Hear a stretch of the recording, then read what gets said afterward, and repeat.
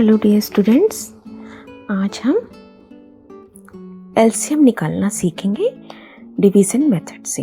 Least common multiple, सबसे छोटा सार्वगुणज।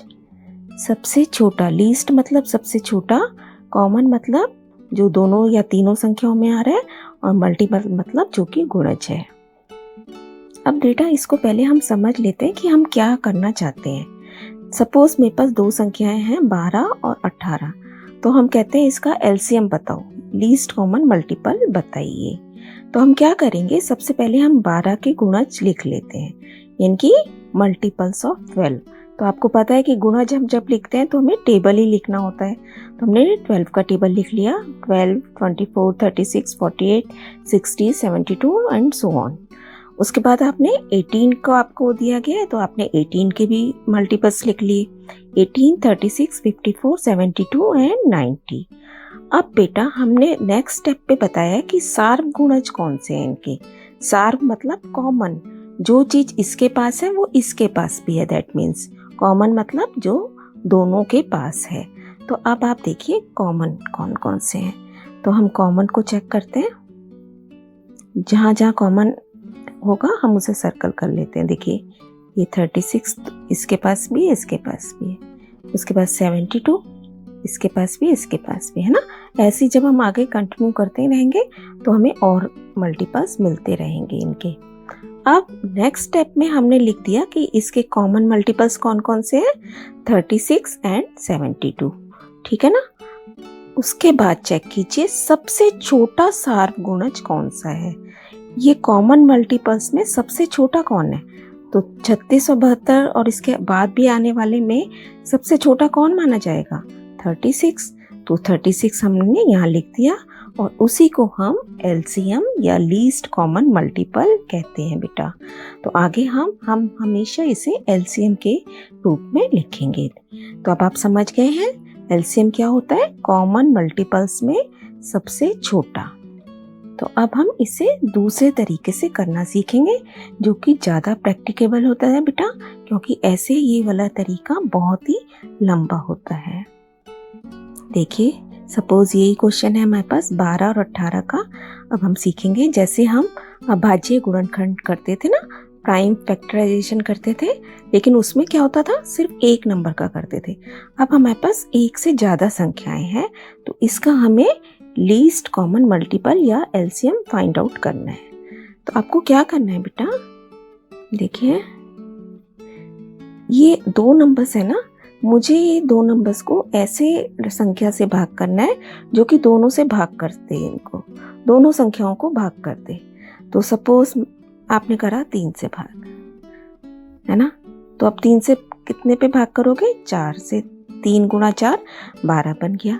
अब 18 को 3 से भाग करो, 6 पे चला गया, ठीक है। अब 4 और 6 को चेक करो, 4 और 6 किसके टेबल में आते हैं, 2 से कर सकती हूँ मैं, तो 2 पे चला गया, और यहाँ पे गया ये 3 पे। अब कोई ऐसा नंबर है जिसमें 2 भी आ जाए और 3 भी आ जाए, नहीं ना, क्योंकि ये तो दोनों ही अभाज्य संख्या है, किसी और से भाग ही नहीं होती। तो एक बार 2 से भाग करोगे, 2 एकम 2, और फिर 3 जो संख्या नहीं जाती उसे हम ऐसा का ऐसे ही नीचे उतार देते हैं बेटा। 3 नहीं जा रहा ना 2 के पहाड़े में, तो आपने 3 को यहाँ कर दोबारा लिख दिया। अब फिर से इसे 3 से भाग करो, ये तो 1 ऐसे आ गया और यहाँ पे भी 1 रह गया। जब हमारे नीचे 1 आ गए तो हमारा क्वेश्चन कंप्लीट हो गया। अब मैंने क्या करना है, ये जो संख्याएं मुझे यहाँ मिली हैं इन सबको गुणा कर देना है, 3 गुणा 2 गुणा 2 गुणा 3। तो हमारा क्या बन गया बेटा, 3 2 जा 6, 2 जा 12, 3 जा 36। तो इन दोनों का एलसीएम क्या बना, लीस्ट कॉमन मल्टीपल 36, जो कि अभी हमने जब अपने वैसे तरीके से किया था तो भी हमारा 36 आया था, है ना। देखिए अब हमने कितनी आसानी से कर लिया।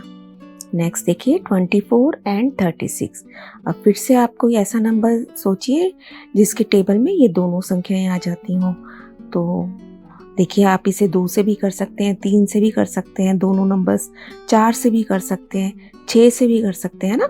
6 के टेबल में भी ये दोनों संख्याएं आती हैं, तो चलिए 6 से ही कर देते हैं हम इसे।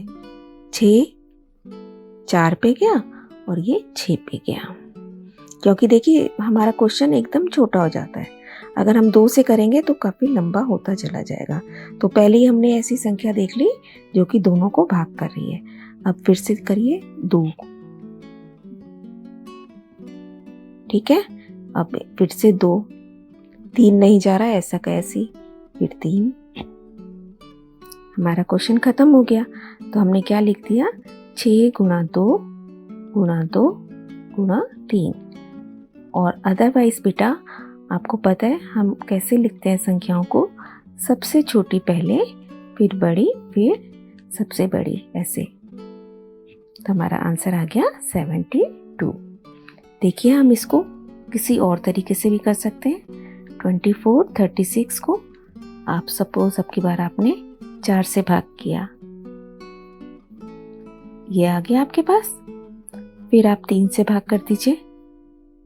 देखिए अब आपको पता ही है, एक बार 2 से जाएगा, एक बार 3 से जाएगा। अब जब आप इनको गुणा करेंगे देखिए, तब भी आपका आंसर क्या आएगा। ऐसा नहीं है कि आपने किसी और तरीके से किया, आपकी फ्रेंड ने किसी और तरीके से किया, तो सबका आंसर अलग अलग आएगा। अगर आप सब सही कर रहे हैं तो आंसर भी सबका सेम आएगा। एलसीएम 4 3 जा 12, 12 2 जा 24, और 24 को जब आप 3 से मल्टीप्लाई करेंगे तो भी हमारा आंसर 72 ही आएगा। यानी कि यहाँ पे भी आपका एलसीएम कितना आया, 72। नेक्स्ट देखिए 20, 25, 30। तो ऐसा कोई नंबर है जिसके टेबल में ये तीनों संख्याएं आती हैं, है ना। तो आपको समझ आ गया ये कौन है, 5 है ऐसा नंबर। तो पहले गया 4 पे, फिर 5 पे, फिर 6 पे। अब फिर से देखिए 4, 5, 6 में कोई ऐसा नंबर है जो तीनों को भाग कर दे या दोनों को भाग करे, है ना। तो बेटा कौन है वो नंबर जो 4 और 6 को, 5 तो अभाज्य है ना, तो 5 नहीं जाएगी किसी से भी। हम किससे कर सकते हैं, 2 से। 2 से यहाँ पे भेज दिया, 5 नहीं जा रहा, उसको एज इट इज आपने लिख दिया, फिर 3। अब देखिए अब क्या बचा हमारे पास, तीनों अभाज्य संख्याएं, तीनों ही अभाज्य संख्याएं हैं। तो तीनों को अब एक एक बार करके आप फाइनल कर दीजिए। जो नहीं जाता एज इट इज उतार देना है आपने, ठीक है। खत्म क्वेश्चन। अब देखिए अब हम ध्यान से लिखेंगे। अब हम सबसे पहले सबसे छोटा लिखते हैं। तो सबसे छोटे में कौन कौन आएंगे, 2 × 2, फिर कौन आएगा 3, और फिर 5 × 5 भी 2 बार है ना। तो फाइनल आंसर आपका आ गया 300। देखिए 5 2 10, 5 2 10, 10 × 10 100, 100 × 3 300। नेक्स्ट 10, 15, 18। तो हम देखते हैं कौन से किसके टेबल में सारी संख्याएं आ सकती हैं या ज़्यादा से ज़्यादा संख्या इनमें से आ सकती हैं। तो बेटा हम क्या करते हैं, करें बताइए। 15 और 18 किसके टेबल में आ सकती है, 3 के में। और अगर मैं 10 और 15 को चेक कर लूँ तो वो 5 के में आ सकती है ना। और 2 के पहाड़े में भी 10 और 18 आते हैं। तो ये आपके ऊपर है कि आप किस भी संख्या से पहले भाग करें। चलिए 2 से करते हैं आपकी बार। 2 5 10, 15 नहीं जाएगा तो ऐसा का ऐसे ही, फिर यहाँ पे आ गया 9।